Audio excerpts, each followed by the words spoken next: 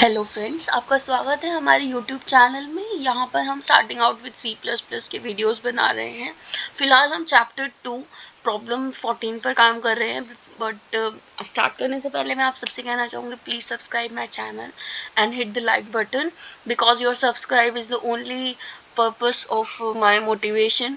So please help me to stay motivated so that I can continue my work with the same pace. Your one subscribe will give me a lot of motivation to keep started my YouTube channel.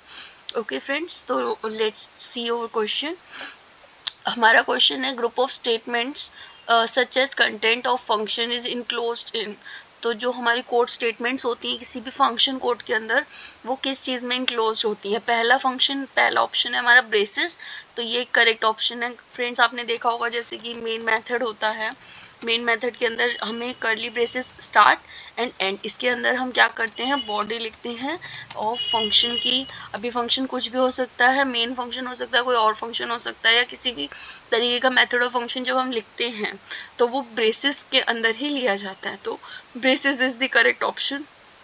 हम बाकी options भी देख लेते हैं। Parenthesis किस लिए use होता है? पैरेंथेसिस यूज़ होता है किसी ऑब्जेक्ट को कॉल करने के लिए या फिर किसी मेथड को डिफाइन करने के लिए। जैसे कि आप यहाँ देख रहे हैं, मैंने इंट मेन मेथड लिया, तो मेन मेथड के यहाँ पर मैंने एक ओपन और क्लोजिंग ब्रैकेट्स लिए हैं। ये सर्कल वाले ब्रैकेट्स तब यूज़ होते हैं, तो ये एक इनकरेक्ट ऑप्शन है। ये वाले ब्रैकेट्स कब यूज़ होते हैं? आपने सी के कोड में देखा होगा, जब हमें लिखना होता है किसी हेडर फाइल को, तो हम यूज़ करते हैं #include IO stream, तब हम ये वाले ब्रेसेस को यूज़ करते हैं। तो ये भी एक इनकरेक्ट ऑप्शन है, क्योंकि ये कंटेंट फंक्शन लिखने के काम नहीं आता। अच्छा, अब नेक्स्ट ऑप्शन है आपका all of the above will do. So ये भी एक इनकरेक्ट है, क्योंकि ऑप्शन बी ए ही करेक्ट है खाली। तो यानी option A braces is the correct answer. Okay friends, अब हम नेक्स्ट क्वेश्चन देख लेते हैं इसी वीडियो के अंदर। नेक्स्ट है हमारा 15th क्वेश्चन। तो ये क्वेश्चन कहता है कि कौन सी असाइनमेंट स्टेटमेंट जो है वो वैलिड नहीं है, और मार्क करनी है जितनी भी स्टेटमेंट्स एप्लीकेबल है। पहला स्टेटमेंट है टोटल इज इक्वल्स टू 9। सो इस एक्सप्रेशन में क्या हो रहा है, एक टोटल वेरिएबल है जिसको 9 वैल्यू असाइन की जा रही है।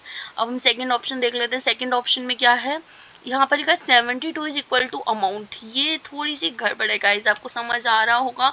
अगर ये एक्सप्रेशन ऐसे ना लिखकर इस तरीके से लिखी होती कि अमाउंट इज इक्वल टू 72, तो ये एक करेक्ट ऑप्शन हो सकता था। बट ये जो वे है, ये एक इनवैलिड असाइनमेंट स्टेटमेंट है। तो ये हमारा जो है करेक्ट स्टेटमेंट है कि ये एक इनवैलिड है। ठीक है, नेक्स्ट हम देख लेते हैं। नेक्स्ट स्टेटमेंट में क्या हो रहा है, 129 को हम सिंपली असाइन करें प्रॉफिट वेरिएबल को, जो कि एक सही स्टेटमेंट है असाइनमेंट। डी ऑप्शन में एक W कैरेक्टर को हमने लेटर वेरिएबल को असाइन किया, जो कि एक सही ऑप्शन है। तो इसका मतलब option B 72 is equals to amount, यही वाला एक ऑप्शन जो है हमारा एक इनकरेक्ट या इनवैलिड स्टेटमेंट है। मतलब ये ऑप्शन हमारा करेक्ट है इस पर्टिकुलर क्वेश्चन के लिए। ओके फ्रेंड्स, अब हम नेक्स्ट क्वेश्चन देख लेते हैं। नेक्स्ट हमारा MCQ क्वेश्चन है, which of the following statements are not valid see out statements. कौन सी वैलिड स्टेटमेंट्स नहीं है, और हमें मार्क करनी है जितनी भी हैं। फर्स्ट ऑप्शन को हम देखते हैं, केयरफुली एग्जामिन करेंगे सारे ऑप्शंस को, ताकि हम समझ सकें कि कौन सी वैलिड है और कौन सी इनवैलिड है। अच्छा, अब यहाँ पर क्या हो रहा है, सी आउट एक ऑब्जेक्ट लिया है, ऑपरेटर्स ठीक है, एक स्ट्रिंग कोट लगाया है, स्ट्रिंग लिखी है हेलो वर्ड, डबल कोटेशन ठीक है, सिंटेक्स मार्क ठीक है। तो ये स्टेटमेंट जो है एग्जैक्टली करेक्ट है, तो यानी ये इनवैलिड नहीं है, ये वैलिड है। नेक्स्ट ऑप्शन को देखते हैं, इसके अंदर कुछ गड़बड़ दिख रही है आप लोगों को guys. If you see any mistake over there, just do let me know. Do you guys able to see any mistake over here? No, the code is absolutely correct. The provided string is correct, so it will display the code accurately without any issue. Now let's move to the next value. Next option, the option is cout and value. Guys, यहाँ पर कुछ mistake दिख रही है आपको? Yeah, you are absolutely correct. यहाँ पर एक symbol missing है। ये सिंबल जब तक नहीं लगेगा, सिंटेक्स ऑपरेटर जो है आपका, सिंटेक्स एरर जो है वो आते रहेंगे इस कोड के अंदर। ठीक है, तो ये एक इनवैलिड ऑप्शन है, इसको हम नेक्स्ट में नीचे हाईलाइट कर देते हैं। तो पहला इनवैलिड ऑप्शन हमें मिल चुका है। दूसरा प्रोग्रामिंग दूसरे ऑप्शन को देखते हैं, C out is equals to operator symbol ठीक है। अच्छा, अब यहाँ पे क्या मिस्टेक है गाइस बताइए। Do mention the same in the comments. मैं आपके कमेंट्स चेक करूँगी और मुझे पता चल जाएगा कि आप लोग अब समझ पा रहे हैं या नहीं समझ पा रहे। यहाँ पर एक स्ट्रिंग लिटरल मिसिंग है गाइस, ये देखिए। अगर ये हम यहाँ पर लगा देते इस ऑप्शन में तो ये ऑप्शन ठीक हो जाता, बट जो कि यहाँ पर नहीं है। मैं इसको हटा देती हूँ ताकि आपको कन्फ्यूजन ना हो ऊपर वाले ऑप्शन में से भी।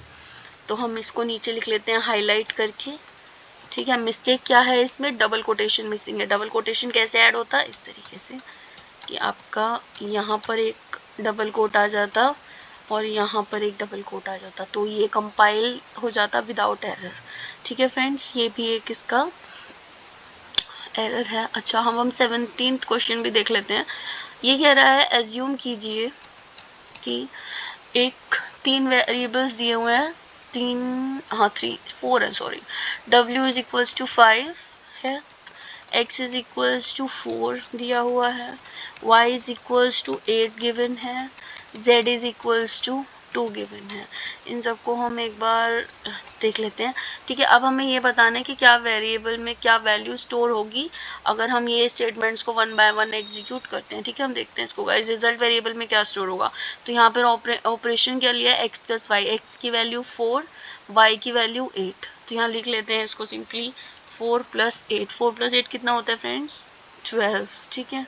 ओके, तो यहाँ पर रिजल्ट जो रिजल्ट वेरिएबल के अंदर जो वैल्यू स्टोर होगी वो क्या होगी, 12, ठीक है। Okay, moving upon to the next option.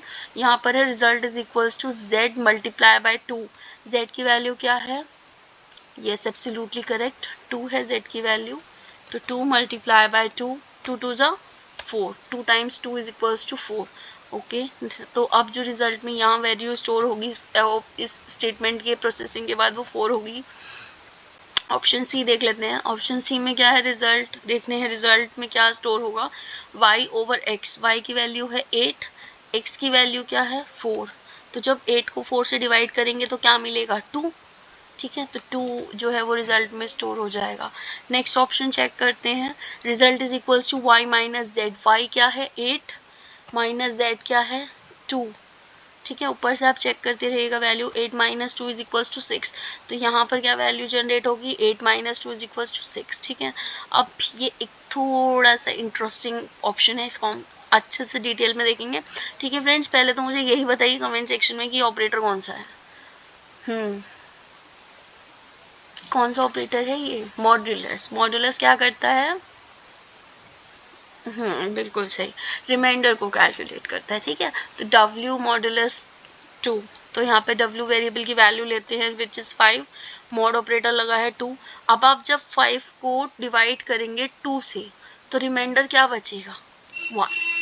2 times 2 4, तो यहाँ पर रिमाइंडर क्या आएगा 1। तो 1 जो है वो कहाँ स्टोर हो जाएगा, हमारा रिजल्ट वैल्यू में, इस वीडियो के, ठीक है फ्रेंड्स। तो ये हमारा फाइनल वैल्यू आ गई, आप इसको सेव कर लीजिए, सॉल्व करके देखिए। कोई डाउट हो तो मुझे कमेंट कीजिए, और कोई आपका और कोई क्वेरी हो, क्वेश्चन हो कंप्यूटर साइंस लैंग्वेज का या कोई जनरल सब्जेक्ट का जो मैं सॉल्व कर सकती हूँ और आपकी हेल्प कर सकती हूँ, तो आप उसको पोस्ट कीजिए क्वेरी सेक्शन में। जस्ट सिंपली आपको चैनल को सब्सक्राइब करना है, लाइक बटन को हिट करना है, एंड चैनल को जितना मैक्सिमम पॉसिबल हो सके आपको शेयर करना है।